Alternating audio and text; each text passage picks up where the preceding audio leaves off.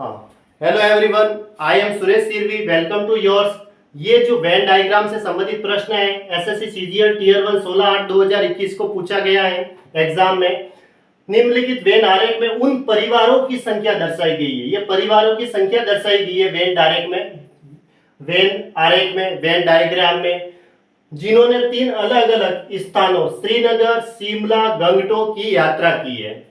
तो ये श्रीनगर का है वेन डायग्राम है, और ये शिमला के लिए जहाँ यात्रा की गई उसका वेन डायग्राम है, और ये गंगटोक के लिए जो वेन डायग्राम बनाया गया कि इसमें परिवारों की संख्या है जिन्होंने गंगटोक यात्रा की है।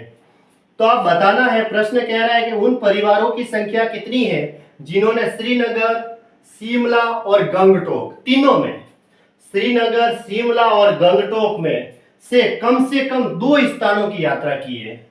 मतलब ये कह रहा है कि तीनों में यात्राएं होनी चाहिए। ऐसे परिवारों की संख्या टोटल कितनी है जो तीनों में गए हैं, श्रीनगर में भी गए हैं, श्रीनगर, शिमला और गंगटोक तीनों की बात हुई है। उनमें से कम 2 स्थानों की यात्रा की है। कम से कम 2 स्थान तो होने ही चाहिए, ज्यादा भी हो सकते हैं लेकिन होने तीनों चाहिए। श्रीनगर, शिमला और गंगटोक में से कम 2 स्थानों की यात्रा की है ना। तो कम से कम 2 स्थानों की यात्रा बतानी है हमें। हाँ, तो कितनी होगी? कम से कम 2 स्थानों की यात्रा तीनों के लिए बतानी है। कम से कम दो स्थानों की यात्रा, कम से कम 2 स्थानों, ये लिखा हुआ है देखो, कम से कम 2 स्थान तो लेने ही लेने।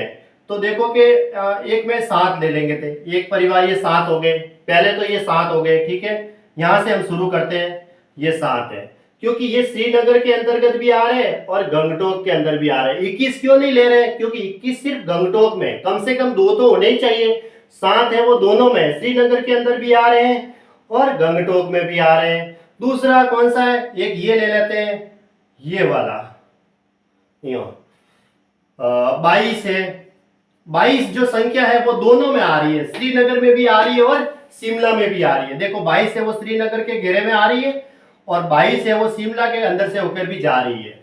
9 और 14 क्यों नहीं ले रहे हैं? क्योंकि 9 सिर्फ श्रीनगर के अंतर्गत है और 14 सिर्फ शिमला के अंतर्गत है।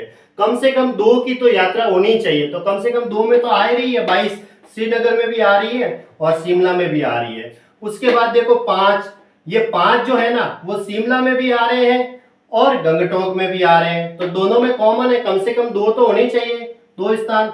तो कम से कम 2 स्थान में एक 5 आ गया।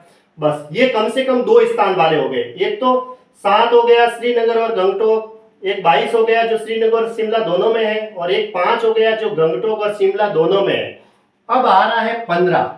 ये जो 15 है ना वो तीनों में है। देखो 15 श्रीनगर से होकर भी जा रहा है और ये 15 शिमला से होकर भी जा रहा है, और यही जो 15 है वो गंगटोक से भी होकर जा रहा है। यानी तीनों में भी हो सकता है और कम से कम 2, मतलब 2 से ज्यादा भी हो सकते हैं लेकिन कम से कम 2 होना चाहिए। एक वाला, सिंगल वाला नहीं लेना, जैसे सिर्फ 21 नहीं लिया, 14 नहीं लिया और 9 नहीं लिया, क्योंकि 9 सिर्फ सिंगल श्रीनगर में है और शिमला 14 है वो सिर्फ शिमला में है और गंगटोक में सिर्फ 21 है, 21 है वो सिर्फ गंगटोक में है, इसकी वजह से ये नहीं लिया। ये दोनों में आ रहे हैं, ये 5 भी दोनों में आ रहा है, ये 22 भी दोनों में आ रहा है और 15 है वो तीनों में आ रहा है। तो इन सबको टोटल कर देते हैं। 22 और 7 कितने होते हैं? 29। 29 और 5 कितने होते हैं? 34 और 15 कितने होते हैं? 49।